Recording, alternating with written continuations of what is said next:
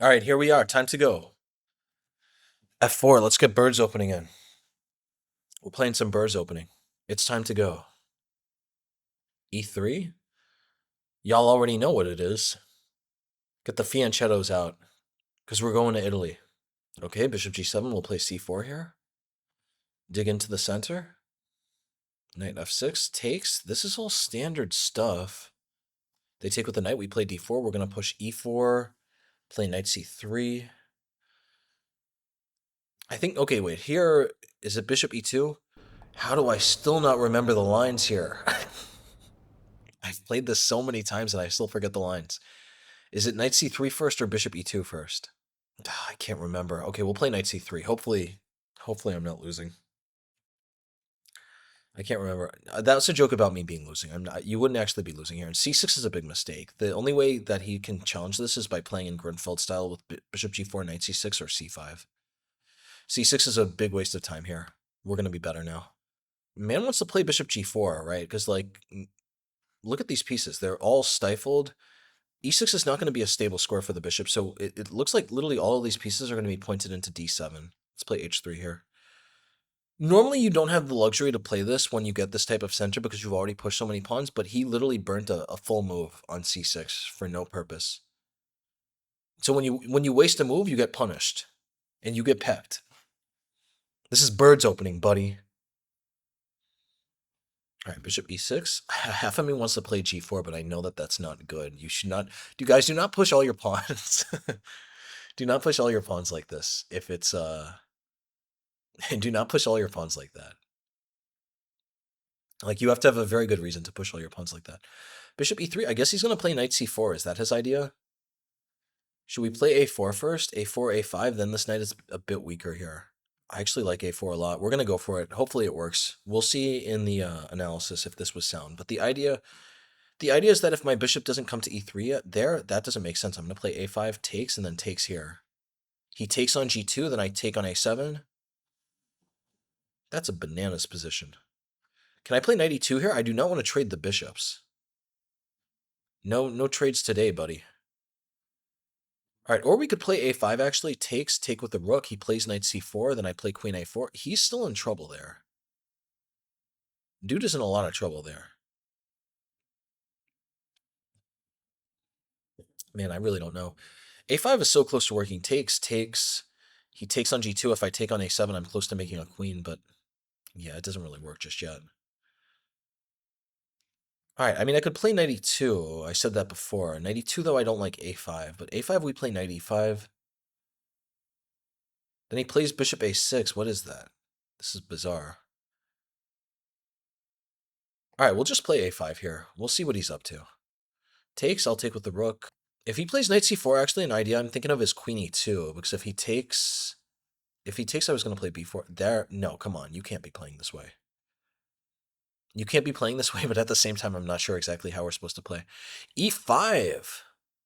E5 actually looks very good because now his knights are blocked. His knight, it does weaken the d5 score, but how is he going to move a knight there? And yeah, we should do it now because otherwise the knight's going to get to d6 and then f5. But e5, okay, what if he plays e6 then? Yeah, this is tricky. I'm wondering what I should do here. f5 makes intuitive sense. Maybe we should play g4. f5 takes e5. I wish I could calculate, but this position looks very interesting, honestly. Like, I have to be much better here. I would assume white is close to winning already, but this is a very tricky position. Let's start. Why don't I start by just attacking this pawn here? I guess he could take here. No, he takes, we trade everything. He's losing a rook on a... Dude has to try queen c7 here. Queen c7 is a move we're happy to see, though, because then I think I can play bishop e3 and d5. Probably I'm going to have to manually castle this way. It would have been nicer if I didn't have to, but there. All right, if I take, he takes with the queen, takes. Even that position is a really good position, but I think... Should we just play a6 here? Yeah, let's play a6.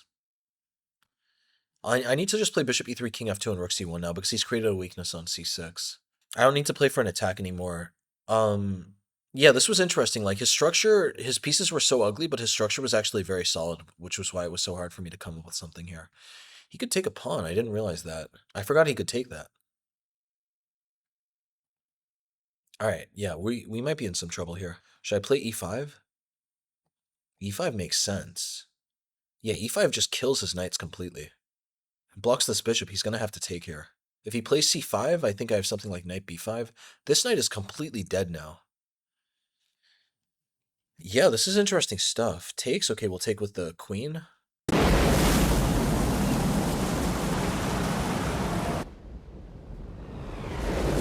I have ideas of f5 and bishop h6.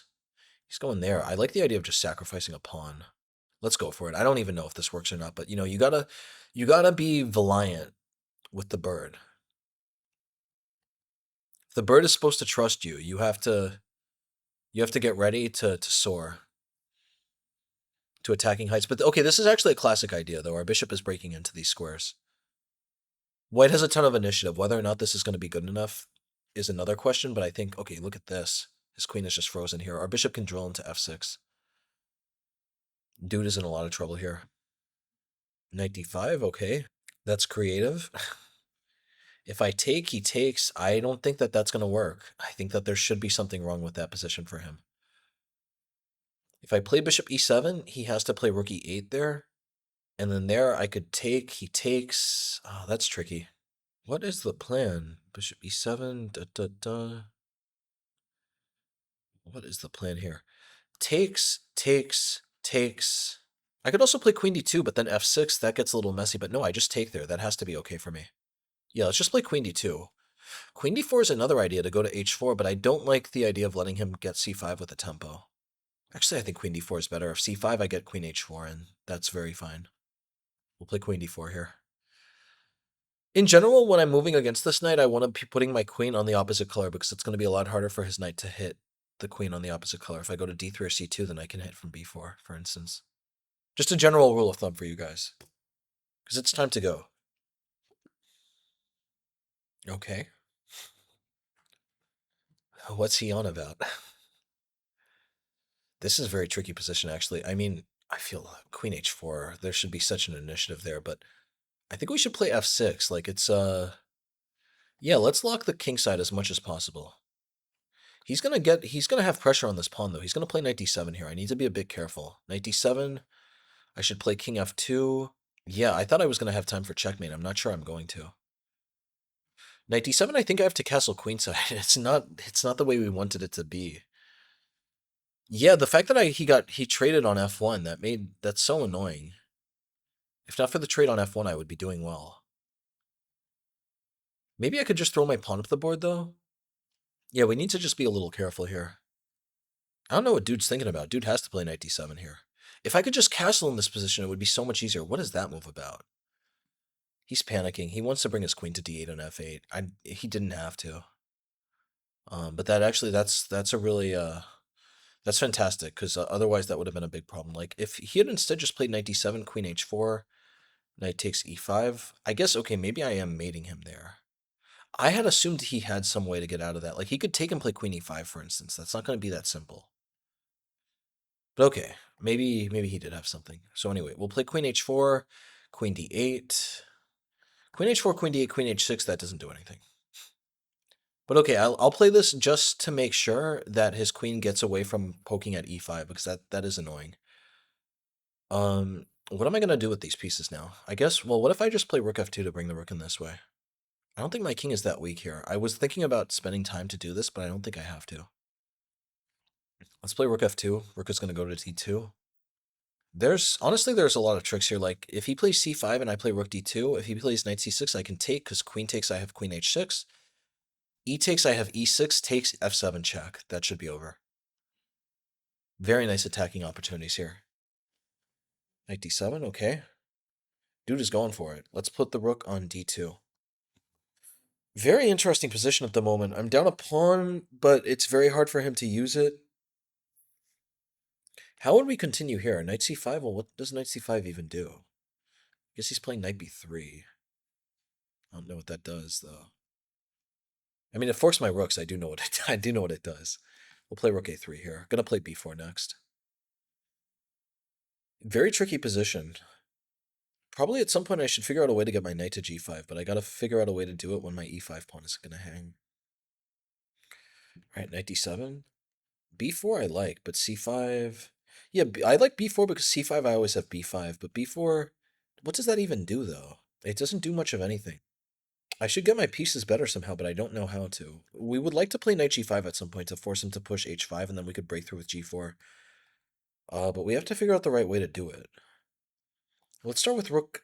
I like, okay, yeah, rook d3 is nice, because the idea of rook d3 is now I have this rook aiming at d5. He still can't play c5. And I'm going to now play rook e2 to defend this e-pawn, bring the bishop back, and then finally play knight g5. It's time to go. Dude is definitely in the dragon's den here. Knight c5, okay, bro's being a little tricky. Alright, I guess I'll play rook a3 for now. We'll wait. Okay, I'll put the rook on e2. Just continuing to wait him out. If he plays c5, then I'm going to bring this rook to d3. I still have very strong ideas. The rook on e2 is even better for that. Look at that. With rook d3, c5, takes, e6, takes. My rook is ready to break through whenever it needs to. Okay, there, he's being very sneaky. Bro's got to cool it with the tricks. Okay, let's play king f1 here. No checks, buddy. I could have also played rook e4 to stop it. Yeah, my rapid rating is continuing to climb. This is good. It's good for the channel, good for the bird. All right, if I play rook e4, he takes. I play queen h6. He's getting mated, so he doesn't have time to do anything there. Yeah, let's play rook e4. Looks scary, but he has nothing to do here. He throws in a check. I'll just slowly move my king farther and farther out of harm's way. I don't think he has a choice. Like, he's going to get mated if he doesn't bring his queen fully back. I'm thinking if his queen goes back, I could play bishop h6. He goes here, and then I play knight g5. He's in a lot of trouble there. He's in so much trouble. There, I'm threatening to play bishop f8. There, he's definitely in the dragon's den. There. What is he on about? I guess he's going for this. He wants me to play queen h6 so that he can get queen f8 with the tempo. Bro's being a little tricky. Okay, why don't I play b4? Yeah, b4 is a free move. I'll definitely take it. He doesn't have this check here. My bishop is still covering this. What's Bro thinking about? All right, queen f8. We'll play bishop h6. This is just such a disaster for him. Like, positionally speaking, it's so ugly. All right, let's play knight g5 here. Can finally do this. I guess, honestly, if he wants to survive, he should probably sacrifice. But no, there's no way. If he sacrifices there, his dark scores are still way too weak. Even something as simple as rook f4 there would just win. But I don't know what he's going to do. Already, even I have a threat of knight takes h7 here. Because takes, I'm going to play bishop g7 and mate. This is a disaster. If he plays c5, I just keep everything closed with b5. Or, actually, I shouldn't even waste the move. c5, I should play bishop g7, h5, and g4. Knight takes h7 could also work there, but I think that that's a little slower. He's going to take there, and I don't immediately have a mate. All right. Takes, yeah, we talked about this. Actually, if I should be bringing in as many pieces as possible. Let's bring this rook into f3. Rook had nothing to do on a3 here. Takes, knight takes is definitely the end of the game. There's no way he's surviving that with such weak dark squares. Yeah, it's going to be time to go. Pack your bags. We're going to checkmate town. Queen d8, knight f6, king h8, bishop f8 should end things. Okay, so knight f6 wins, queen takes also wins, queen f6 would probably win. Literally anything wins here. His dark squares are way too weak here. Like, even just queen f6 takes, knight takes, his pieces are way too passive. I would just be able to go rook d3, rook d7, and demolish. But knight f6 looks best, though. See, he plays king h8. He only has one check. He has a check on d1, so we should just play bishop d2.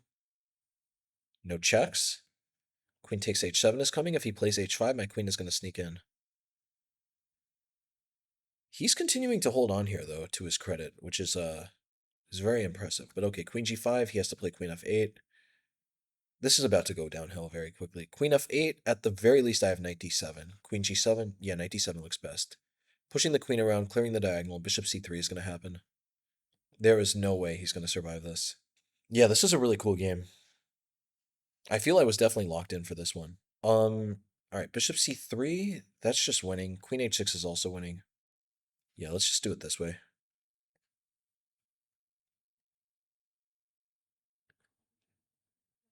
All right. That was a good game. Let's look at that in the let's look at the instant replay there, Bob.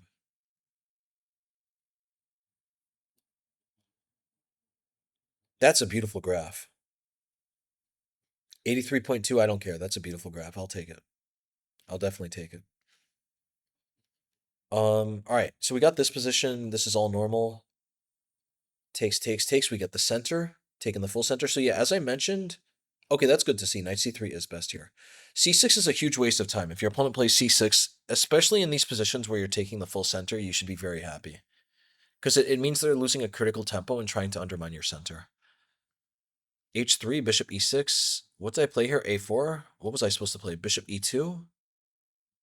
Yeah, dude is just in trouble here. I don't know why I got very idealistic about this position. But the idea of a4 is that if they play a5 here, now the knight is a bit more misplaced, and now if bishop e3 and a lot of variations, like if their queen goes to c8, we have d5. Apparently here he's okay, surprisingly, like takes, takes, and somehow or another he's okay, but y'all get the point. There's this tactical idea here to hit this weak knight. Okay, so bishop c4, a5. This led to a great position. King takes. Interesting. Yeah, king takes actually makes a lot more sense. Well, wait, actually, why does king takes make more sense? Because I'm still going to have to move the king up to f2 to get the rook out, so that doesn't actually make complete sense to me. Oh, it's to play h4. Yeah, in a lot of positions, we're just going to be steamrolling them with h4, h5. The rook is better here for those positions. Yeah, y'all see it. Look at this. Two separate lines, h4 here and h4 here. That's the reason that we're supposed to take with the king here. Because the rook is actually meant to go to e1, and in that case, then regardless of whether our king is on e1 or f1 here, it would have to go to f2 to clear the way. So that part didn't make sense to me, but okay, I understand now. So I took with the rook, he played knight c8, queen b3, this is a miss. Apparently h4. I'm just supposed to steamroll him. What's the idea here? e6, we play h5? Now it likes queen b3. Bro's being very picky. But okay, anyway, so h5, let's just say knight e7. Bishop e3. What is the plan here, though? Like, how am I going to make sense of this? Interesting. The computer likes king f2. I'm not able to make heads or tails of this because it doesn't make much sense. Like, normally when you see this h4, h5 advance, you're supposed to be opening the h-file to attack them. But based on what the lines are dictating, you're just opening the h-file to begin focusing on the center. But I guess it's just to make black's king weaker in the long term. This is very confusing, honestly. Like, I was certain that white is better here, but I had no idea what the most accurate way would be to finish the game. So h4 is very confusing to me, especially now that we've already committed the rook away from h1. Very strange stuff. But okay, queen b3, b6, a6, e5, interesting. And if takes, that's bizarre. So this is good. I didn't want to give their knights squares, though. Like, of course, white has to be better here. Just look at these ugly pawns here and look at these ugly pieces. But even so, that's surprising that this is better than a6. I would have assumed a6 is definitely good.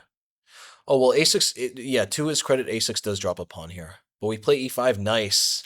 Y'all see that, guys? That's the Birdmaster's intuition in action. Got the best move. He takes here. Yeah, he's actually in a bit of trouble, though, of course, because he wants to play knight d7, but his bishop would just be hanging then. But what is he supposed to do here? If he plays c5? Yeah, computer's already saying f5. f5 is a critical idea. We'll talk about that when I play it, but guys, especially like if you haven't committed your bishop to the fianchetto, this is something I've noticed a lot with my students is that they're very afraid of going for the f4 f5 sacrifice, and you got to be okay with it. You got to be okay throwing the bird pawn into the woodworks. All right, so e5, bishop takes c3, queen takes c3, man plays e6, f5, very nice move. Yeah, guys, this is a critical sacrifice. This is a thematic sacrifice here. Something you really want to pay attention to. Notice the grounds for this pretty much. If the f-pawn is stuck here, if it's clear that our bishop has nothing to do on the long diagonal, and once he plays e6, it's clear that this e-pawn is going to be here for good. If your bishop definitely has nothing to do on the long diagonal and it's still on c1, you should be looking at this sacrifice. My students are very averse to playing this. I've taught a lot of my students the bird. They love the bird. But at the same time, you know, when they get these positions, they don't want to throw the pawn into the woodworks. Especially here, this is the perfect time, because we're sacrificing a pawn, we're getting full access to these dark scores that have been weakened because my opponent has played for the fianchetto structure. He's played for the fianchetto structure, And he's already traded away that bishop, so there's nothing to guard these dark squares. He is in a lot of trouble here. My opponent played knight e7, which makes things even worse. Apparently I was supposed to play f6 here. Yeah, that was a miss. That was definitely, wow, I just completely missed that. I was just so focused on I like the idea of bishop g5 so much. I don't think I even thought about this move at all. Yeah. 3 seconds, that's not good. But the whole idea here though is that, like, let's say they take in a more natural way. They take here bishop h6, rook e8. Look at these dark squares. You could throw your knight here. I would assume rook d1. Interesting. So this is a very tricky position, actually. What's the idea of g4? Takes, we're going to play knight g5. Look at that. That is shocking. Rook takes f7 is looming. e6 is also looming. We wanted to play e6 before, but we didn't like rook takes when it was going to happen with check, but now the knight is covering it. This is problematic. Yeah, black is completely lost here. All right, so man played knight e7. I completely missed f6 here. Got too got too full of the vinegar. Bishop g5. Man played knight d5. He should what? He should take here. Yeah, even here I thought I had full compensation, but yeah, I just missed my moment completely. If I just play f6 here, this is a disaster. Knight d5, queen d2. I'm just threatening mate. How did I miss this? This is literally like just so simple. His queen cannot get to f8 in time. Dude is going to have to sacrifice. Yeah, and once dude sacrifices, he has 3 pawns for the piece, but it's not going to be any match for the extra piece though, right? We're just going to do something like knight g5, get the bishop to the long diagonal. We do have to watch out for some perpetual tricks because our king is so exposed here, but something like rook a4, rook f4. Or actually, what am I talking about? Rook takes f6 is already threatened here, just to undermine. Yeah, black is in enormous danger here already. Bishop g5 is a huge blunder. Now I understand why my accuracy was so low. I had thought that my accuracy was going to be above 90%, but now this makes sense. Bishop g5 is a huge miss. Knight d5, queen d4, queen c7, f6, rook c8, just transferring the queen over. Yeah, I was a little worried about knight d7, but I could just play queen. Can't I play queen h4 here? Was I right to be afraid of this? Oh, he plays h5. Yeah, I don't have any mate that soon. I don't have a mate just yet, and if I play g4, this is going to be too slow. Now he is going to have time to take and do something like takes, throw his queen in. Maybe he doesn't throw his queen in. I really don't know. What is he supposed to do then? Is he supposed to play knight d3? Knight f4. Okay, that's a hard move to find. Knight f4 is a beautiful move to find, though. Hitting g2, I can't take on f4 either way because of knight d3 check. Yeah, okay, it's safe to say that I would have probably won. I don't think anyone would find this move. That's a bananas move. So rook c8, queen h4. We play rook f2, bring the rook in. Apparently this is slightly inaccurate. Where should I go here? Rook e2. I just got to defend this pawn immediately. Yeah, I didn't appreciate how strong bishop h6 and knight g5 was until later. And so I like the idea of just being able to meet c5 with takes, takes, and e6. Apparently this isn't winning, though. I just thought that, like his pieces are so locked off here. And now queen h6 cannot be met with queen f8. Okay, good. Chess.com's computer is coming to its senses. This should be winning, because this looks like the end of the game. Dude has to try rook c6 to try to hold on with the idea that queen h6 can be met with knight f6, but we should be winning if we play correctly. We just need to defend f6 enough. All right, so knight c5, I play rook a3, keep his knight out of b3. We do the jibber jabber jump shot, play rook e2, finally get my rook to the best square, get the king over. Bro was trying to be a little sneaky, trying to trade the queens. Don't want to trade the queens. Let's get the king out of the way. Queen b4, rook e4. And yeah, I just never have to worry about his queen because his queen has to be able to meet our queen h6 with queen f8. Okay, so queen c5, b4, there, knight g5. Apparently this is inaccurate. Bishop g7 is way stronger. Look at that. We're going to take and then threaten mate. He has to play h5 immediately here. Yeah, no, this is just over. Look at this. If he plays c5, we could just take, he takes, check, and that's mate. That's over. Yeah, so he has to play h5 here. But now we have a lot of wins. Queen g5 to sneak in would win. King h7 and rook h4. This is all over. This is definitely all over. Wait, what am I talking about? Even queen h6 wins here. Yeah, he's just getting mated no matter what here. What is the computer saying here? I guess he could try knight f8 to just try to hold on. No, computer's saying he has to sack both knights immediately, and it's +8. Okay, yeah, that makes sense. It should be completely losing for him. All right, so knight g5 was inaccurate. Birdmaster was off his A game, so to speak. But anyway, Rook F3. Bro, what is wrong with chess.com's computer, man? Rook F3 is just a basic move. Like, obviously, this knight is the last defender of Black's king. I'm not worried about him taking, like, arguably my least active and least influential attacker for his only defender. And also, at the same time, being able to reposition my knight to invade on the best dark square on the board. Chess.com's computer is wilding. You heard it here first. Chess.com's computer, he's going bananas, man. Chess.com's computer has to has to stop drinking the Jamba Juice. All right, so knight takes e4, knight takes e4, queen d8. And yeah, this is just over. There are like a million different wins here. Check, king h8, bishop g7 also wins. This should be winning. I guess it was good I didn't play this, because this... Wow, actually, I don't have a win here. I thought I was completely winning in this position, but yeah, there's actually nothing to do here. And actually, yeah, now my queen is running out of squares. All right. I was also thinking of bishop f8. That should also work. I'm going to have to dodge some checks here. He could play h5. Things still get a bit tricky. Okay, was my move the best then? Y'all see that? That's Birdmaster intuition in action. All right, and here, yeah, this is just over. There are like 100 different wins here. Knight takes h5 would also win on the spot. This would also work. Yeah, chess.com's computer has to stop being so generous. Like, these are just basic attacking ideas. If you have 4 pieces against 1, you can do literally anything. And as long as you're continuing to play energetically, you're going to win. Time to go now!